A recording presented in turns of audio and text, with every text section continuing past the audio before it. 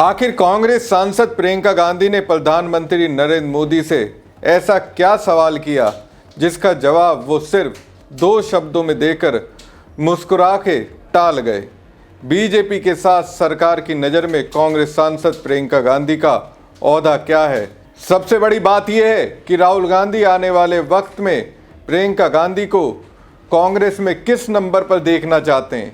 ये सब कुछ संसद में स्पीकर की टी पार्टी से सामने आ गया। वहीं धर्मेंद्र यादव की एक गंभीर मांग पर प्रधानमंत्री नरेंद्र मोदी हंसी ठिठोली क्यों करने लगे। लेकिन दोस्तों, इससे आगे एक और सवाल, स्पीकर की जिस टी पार्टी को राहुल गांधी ने कभी ना किया था उस पर वो जबकि भारत में नहीं उसी दौरान कांग्रेस की ओर से हाँ क्यों कर दिया गया। नमस्कार दोस्तों, मैं हूं परवीन साहनी। दोस्तों, संसद का शीतकालीन सत्र लगातार हंगामे, तीखी बहसों, वॉकआउट और विरोध प्रदर्शनों से भरा रहा। लेकिन सत्र के आखिरी दिन लोकसभा अध्यक्ष ओम बिरला की ओर से आयोजित पारंपरिक टी पार्टी ने राजनीति की कड़वाहट को कुछ देर के लिए कम कर दिया। खास बात यह रही कि पिछली बार के उलट इस बार विपक्षी सांसद भी चाय पार्टी में शामिल हुए, जिससे सत्र का समापन अपेक्षाकृत सौहार्दपूर्ण माहौल में हुआ। करीब 3 हफ्तों तक चले आरोप प्रत्यारोप के बाद यह मुलाकात सांसदों को अनौपचारिक माहौल में बातचीत करने का मौका देने वाली रही। दोस्तों, संसद के शीतकालीन सत्र के समापन का सीन इस बार कुछ अलग नजर आया। प्रियंका गांधी ने प्रधानमंत्री मोदी के साथ ठहाके लगाए और सोनिया गांधी भी बीजेपी सांसद के साथ चाय पार्टी में नजर आई। जी राम जी बिल पर सदन में टकराव के बाद ऐसी उम्मीद नहीं थी कि स्पीकर की चाय पार्टी में कांग्रेस सांसदों में इतनी गर्मजोशी नजर आएगी। कांग्रेस सांसदों की माने तो इस बार सदन में पिछली बार के मुकाबले हालत काफी जुदा थे। इस बार विपक्ष को भी अपनी बात रखने का मौका दिया गया। ऐसे में विपक्ष में वो नाराजगी नजर नहीं आई जो पिछले संसद सत्र के दौरान दिखी थी। कहा जा रहा है कांग्रेस अध्यक्ष मल्लिकार्जुन खड़गे ने तय किया कि कांग्रेस स्पीकर और सभापति की ओर से आयोजित पारंपरिक चाय पार्टी में शामिल हो, क्योंकि कांग्रेस विधेयक पर सरकार की कार्रवाई के खिलाफ है, लेकिन सभापति थोड़ा उदार थे। ये पिछले मानसून सत्र जैसा नहीं था जहां विपक्ष को बोलने की अनुमति नहीं दी गई थी। इसलिए लोकसभा में कांग्रेस की ओर से शैलजा कुमारी, प्रियंका गांधी, मड़क्कम टैगोर और मोहम्मद जावेद ने भाग लिया। वहीं राज्यसभा में मल्लिकार्जुन खड़गे, सोनिया गांधी, दिग्विजय सिंह और जयराम रमेश ने भाग लिया। दरअसल पिछले सत्र में विपक्ष ने स्पीकर की चाय पार्टी का बहिष्कार किया था। राहुल गांधी की गैर मौजूदगी में कांग्रेस की नुमाइंदगी उनकी बहन प्रियंका गांधी वाड्रा ने की। जी हाँ दोस्तों, इस तस्वीर के जरिए आप समझ सकते हैं कहाँ भाजपाइयों से लेकर अंधभक्त ये बताने में लगे थे राहुल प्रियंका के बीच लड़ाई है, लेकिन यहाँ तो राहुल गांधी ने अपनी छोटी बहन को प्रमोट कर दिया। दोस्तों, ये एक तरह से कांग्रेस के अंदर बैठे बीजेपी के स्लीपर सेल को स्पष्ट संकेत हैं, अब ऐसा करोगे तो छोड़ेंगे नहीं, क्योंकि हमारे साथ अब राजनीति में प्रियंका गांधी मौजूद है। वहीं 3 देशों के बेहद व्यस्त कार्यक्रम के बाद प्रधानमंत्री नरेंद्र मोदी भी उपस्थित रहे। संसद में तो इन्होंने प्रियंका गांधी की नज़र से खुद को दूर रखा, लेकिन टी पार्टी में प्रियंका गांधी से सामना राहुल गांधी ने करवा ही दिया। राजनाथ के बगल में कांग्रेस का कोई और अन्य कद्दावर नेता बैठा नजर नहीं आया। राजनाथ के बगल में प्रियंका गांधी बैठी दिखी और प्रियंका की नज़र के सामने मोदी थे। दोस्तों, ये टी पार्टी संसद सत्र के बाद हर बार आयोजित की जाती है ताकि तनावपूर्ण माहौल को हल्का किया जा सके।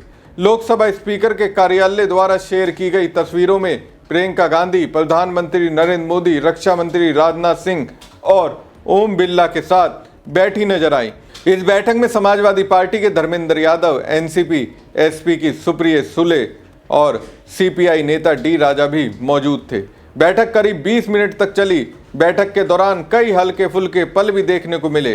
बैठक के दौरान प्रियंका गांधी ने बताया कि वो अपने संसदीय क्षेत्र वायनाड की एक जड़ी बूटी का सेवन एलर्जी से बचने के लिए करती हैं।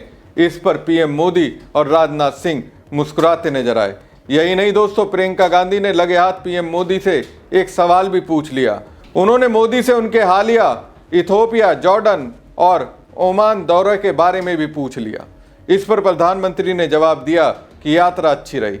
मोदी से प्रियंका गांधी की ओर से पूछा गया सवाल ऐसा है दोस्तों जो उन्हें आईना दिखाने की तरह था, क्योंकि मोदी 20 सत्र में इन तीनों देशों की यात्रा पर निकल गए थे, वो भी तब जब संसद में सरकार के अहम विधेयक पर चर्चा हो रही थी। वहीं बैठक के दौरान धर्मेंद्र यादव ने सुझाव दिया कि संसद सत्र थोड़ा और लंबा चल सकता था। इस पर प्रधानमंत्री नरेंद्र मोदी ने दोस्तों पता है किस तरह से जवाब दिया? मजाकिया अंदाज में कहते दिखे। सत्र इसलिए छोटा रखा गया ताकि उनका गला ना दुखे और धर्मेंद्र यादव की ऊंची आवाज में की गई बहसों की ओर इशारा किया।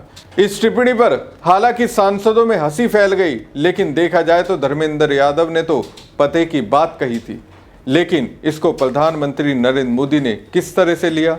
बेहद ही हल्के में लिया। बहरहाल स्पीकर की चाय पार्टी एक परंपरा है।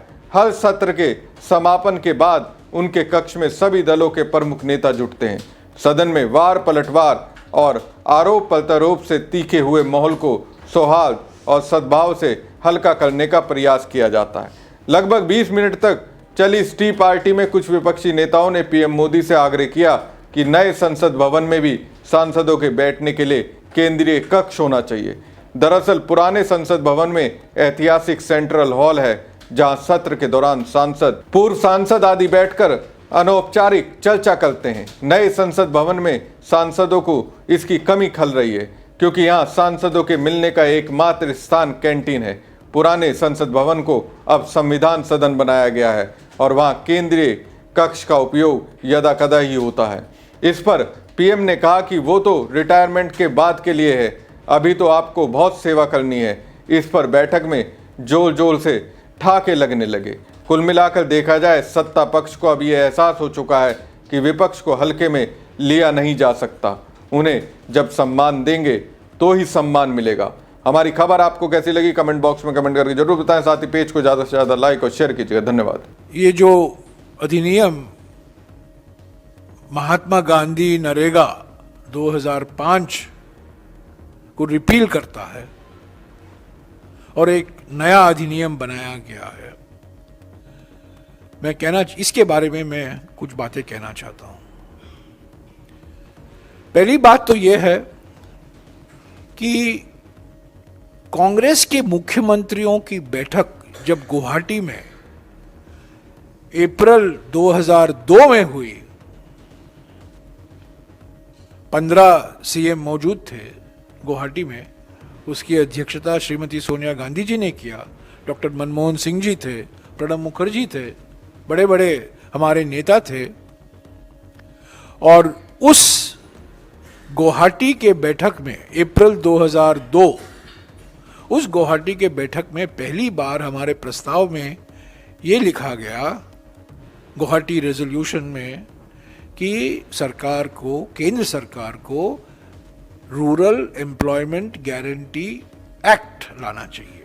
एक्ट, प्रोग्राम नहीं, स्कीम नहीं, रोजगार गारंटी एक्ट लाना चाहिए।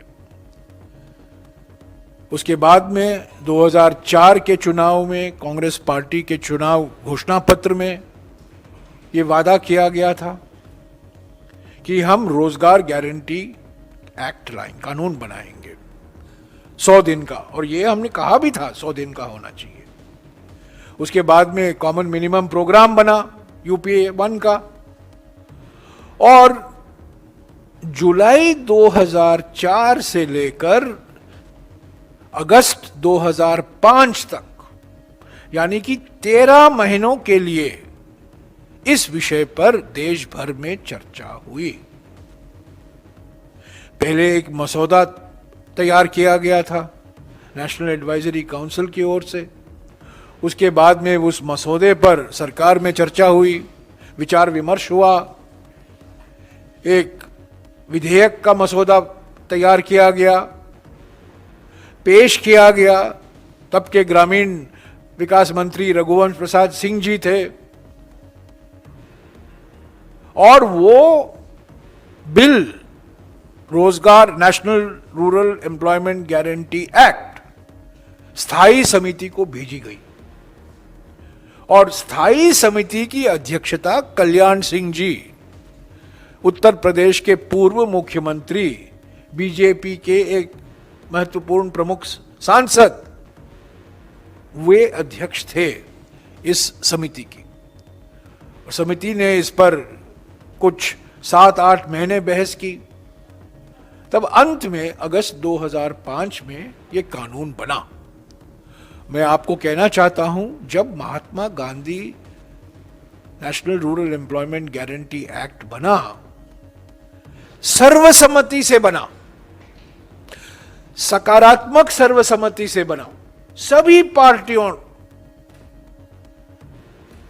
की अनुमति के बाद ही बना, स्थायी समिति के विचार विमर्श के बाद, स्थायी समिति के विश्लेषण के बाद ही बना।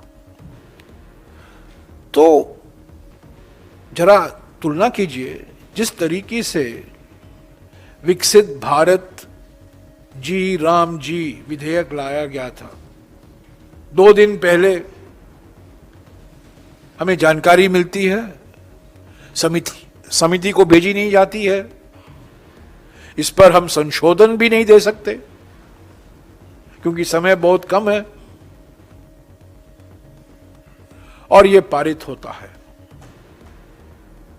मैं कहना चाहता हूं, पहला और सीधा असर इस नए अधिनियम का हमारे समाज के कमजोर वर्गों पर होगा।